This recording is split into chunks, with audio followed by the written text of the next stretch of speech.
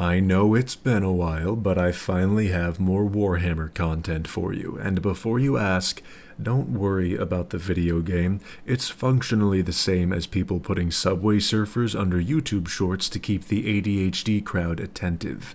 Realistically, I don't see the point in giving you a slideshow of Warhammer art that you've already seen from a million other lore videos. Anyway, if you like it, it's called Dredge. Do what you will with that information. Here are the rules for today. I am setting this list time-wise before everything goes wrong with Horus, so the heresy things, those are out the window. We are working from least to most favorite of the Emperor's kids, and watch until the end. You'll see why the numbers are off.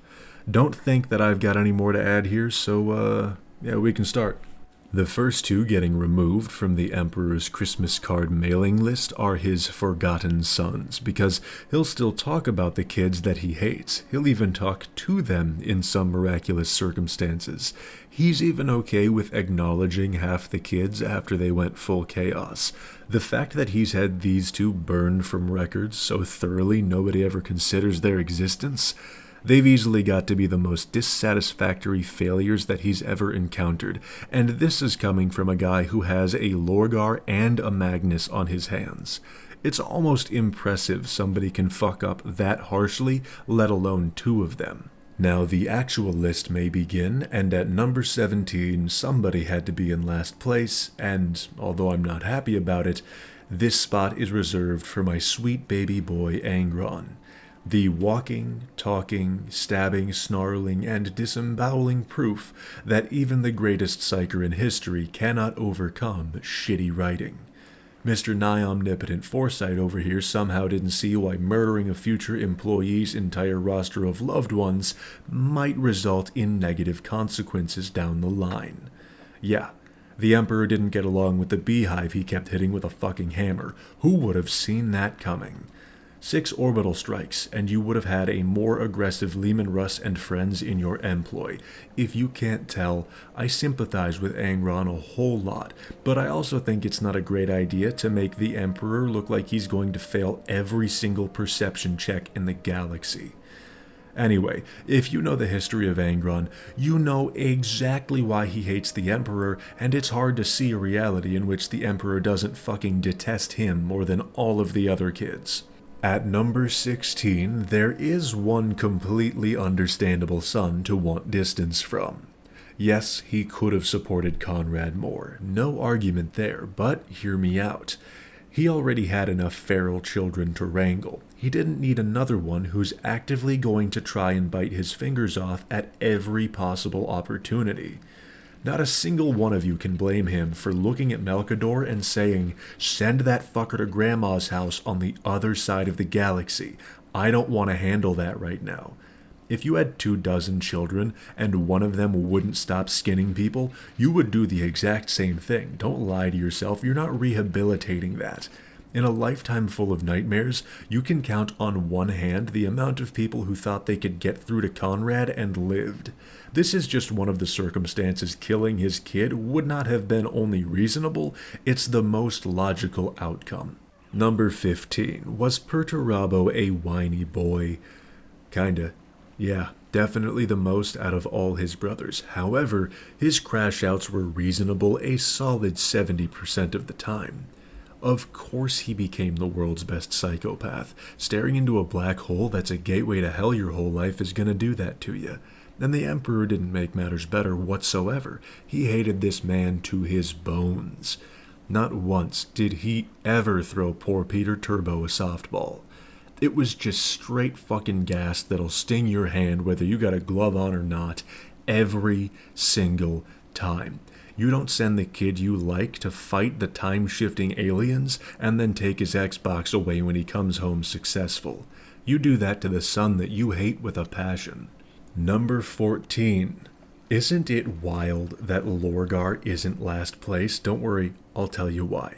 The Emperor enabled the hell out of this bald pile of failure for years on end. If anybody else had to be reprimanded as many times as Lorgar was, they're getting literally crucified. Now obviously the Emperor finally got fed up with him, but until then, he was using everyone else's second chances. You can't tell me the Emperor didn't like Lorgar at least a little bit after he was allowed to break the only house rule 347 times without being killed for it. At one point, he really liked this dumbass. You can't deny it. Number 13. Speaking of dumbasses, the Emperor did not hate Mortarion nearly enough. He, unfortunately, is not even close to the most despised. Sure, Mortarion hated the Emperor, but he let that be known behind closed doors. When it came to talking in front of his dad, he kept his little foul-breath-having mouth shut like a bitch. Now, that's not to say his dad enjoyed his company. Who would? Morty is a hypocritical crackbaby dressed in musty wet dish rags. It's insufferable to stand around him. However, he does bring an end to the segment of kids the Emperor actually disliked. From here on out, the Emperor didn't really care, or he had some reason to like you. Number 12. You don't get anything closer to a business arrangement between parties than you do with Jaghatai and the Emperor. The entire relationship is basically that of a freelance reporter and an editor buying a story off of them.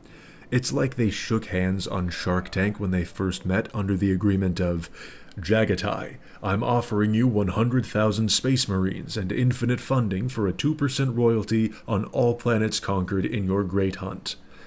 The Emperor knows Jaghatai sees their relationship as mutually beneficial and not much more than that. So as far as he's concerned, it's live and let live. Don't really bother with poking the bear. Number 11. I know it seems really weird that Guilliman is not top 5, but you'll see why later. Actually, you can see why right now. The competition is just too stiff. The Emperor definitely liked Rebute, or at the least, he trusted him to quite a good degree. Nobody else was allowed to have that level of control over that many planets. He knew he was a very reliable diplomat. However, he was mostly given orders and told to fuck off. To great success, I might add, but the point remains. The Emperor wasn't exactly getting him ice cream after soccer practice.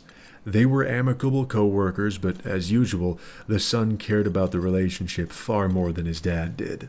Number 10. The Dark Angels are gonna be pissed, and I do not care. The Emperor liked Lionel Johnson as much as you like a new part for a shitty truck. You'll look around, everything's going to hell, but goddammit, if that ain't the best radiator you've ever seen, you don't know what is. Think of the Lion like the Emperor's favorite drill, not DeWalt. Those batteries fucking suck, they're always overheating in the summertime. All DeWalt machine spirits are lazy heroin addicts. I'm talking something good. Expensive, but you know you're paying for quality. Lionel Johnson is the Emperor's favorite Milwaukee power tool. Number 9, the hottest take of today. The Emperor did not like Rogal Dorn so much as he detested Perturabo. Why would I say that? Well, it's because they're the same goddamn person, that's why. If you didn't like that, go find a mirror and scream at it, because you're arguing with yourself. Having said that, there's still a solid level of appreciation that you have to have for the person who built your house. It's kind of like that Ron Swanson quote, I once worked for a guy for 3 years and never learned his name. Best friend I ever had. We still never talk sometimes. Number 8. Although Fulgrim was a bit of a dainty girl boss, he was still incredibly likable. Let's not forget that he impressed the Emperor so much he was allowed to use the Aquila, even if it was just for the sake of public relations. Fulgrim was the ideal representative of his father's empire, and he very regularly did his daddy proud. As much as the Emperor could recognize Fulgrim's compulsive need for perfection being a negative, the guy was still batting 1,000 in terms of being perfect, so the Emperor was more than pleased with him. Well, until he wasn't. Fulgrim, why the hell did you have to go and become the worst one of the kids? You are such an asshole for that. At least you killed Guilliman that one time. That was nice. I appreciated that. Number 7. A lot of people like to forget how buddy-buddy Ferrus was with the Emperor before Dorn was assigned to Royal Furniture Assembly. They kind of replaced each other in terms of deadpan delivery. Everyone else so far has had their favor measured by work rate and value to the Empire. At this point, we begin talking about the kids who weren't treated like employees, but instead like actual family members. Ferrus is the lowest on that totem pole because although there's certainly mutual respect and a bond between the two, he's still a brick. The guy isn't exactly a conversationalist past war meetings. That being said, these two non-verbal meat castles held each other in very high regard. Less like a guy and a tool and more like a guy and his really loyal dog. Number 6, speaking of loyal dogs, it's about that time, Mr. Russ. Leman and the Emperor are basically a guy rubbing his dog's belly after it killed a groundhog. The Emperor's affinity for Leman is the same as how you feel about your childhood pet. You're definitely looking back with rose-tinted glasses, and there were times where it made a mess that was blamed on you. Maybe it chewed up a laptop cord when you really fucking needed that cord to be intact. But you don't remember any of that. The only thing you recall is the one furry member of your family who actually liked you. At the end of the day, it was a damn good companion. Number 5. Yeah, I know it is criminal that Sanguinius isn't top 3, but I wasn't even going top 5 initially, so sit down and shut up because we have to get through this. Sanguinius is the people's champion. That is a set-in-stone fact. I will argue it until I am red in the face. And his dad really did enjoy his company, because everyone who could breathe enjoyed his company. However, Sanguinius was mortified over the possibility that dear old dad would learn of the red thirst. Not to mention, he was already worried about how his father perceived his mutations. That being the case, they had far less interactions than most think. I honestly believe the Emperor would have taken exception to any flaw in Sanguinius, but we'll never have that answer. Point is, I think he absolutely would be higher, but they just didn't interact enough and he was taken too soon. Number 4. On the topic of frequent interaction, it's time for Mr. Fuck It Up himself, Magnus, to do everything wrong. It may seem odd to put Magnus this high given how I feel about him, but we need to be realistic here. Magnus was the only person who had a real father-son relationship with the Emperor.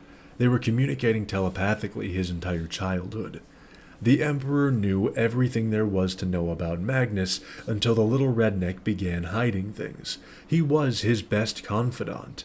Even when the Emperor discovered the warp-related secrets he was keeping, Magnus didn't get excised from reality like everyone else would be.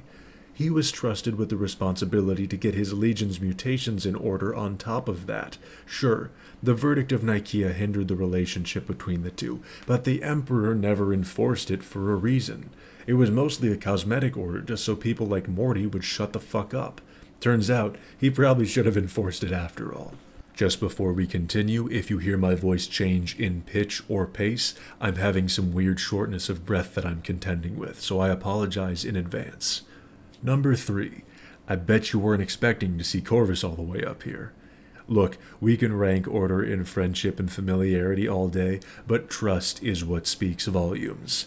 Now you could say to yourself or me, I don't remember Corvus being trusted with important stuff. True, maybe, but you don't remember anything Corvus related unless he's making Lorgar cry, so we don't base it off of your recollection. There are many instances Corvus had, like getting direct access to pure gene seed stores, but those aren't the important ones. There was only one kid who was allowed to know about the existence of chaos. Only one, and it was this guy. Not only that, he was allowed to know upon his first conversation with the Emperor. That's about the most closely guarded secret the Emperor had to date. He didn't even trust Horus with that kind of information. Number 2, surprise, surprise, Vulkan is the Emperor of mankind's second favorite kid. Makes sense if you think about it. I'd give immortality to the one I liked the most too. Vulkan was beloved by every person he'd ever met, including the Emperor, but it's not just about that. Vulkan on many occasions is recognized as the Primarch most connected with humanity itself.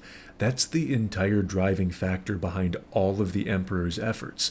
And don't bring me that he just wanted power bullshit. The guy was basically a god to begin with, and grand plans don't involve you being fused with a fucking recliner, so I won't hear it. I know I said I wouldn't bring up any heresy-era things, but I will bring one to the table. The Emperor has such unwavering faith in Vulkan that he allowed Vulkan to control a doomsday device that will destroy the entire Earth when activated. You are smoking deep-fried pigeon dick if you think he doesn't deserve his number 2 spot. And number 1 is obviously Horus. I mean, it's outright stated all the time. I'm not sure why you would need more reason than that, but I guess there's this. The Emperor was setting him up to be the heir to the Empire. In addition, he spent all the early years of the Crusade hand in hand with him before anyone else showed up, and once they did, the appointment to War Master was pretty much immediate. Oh, and the twins? Who fucking knows with them? I didn't put them on the list for a reason. They were probably stacked on each other's shoulders, pretending to be the Emperor the whole fucking time. If you want to, join the gaming Discord. Thank you for sticking around. Have a good night.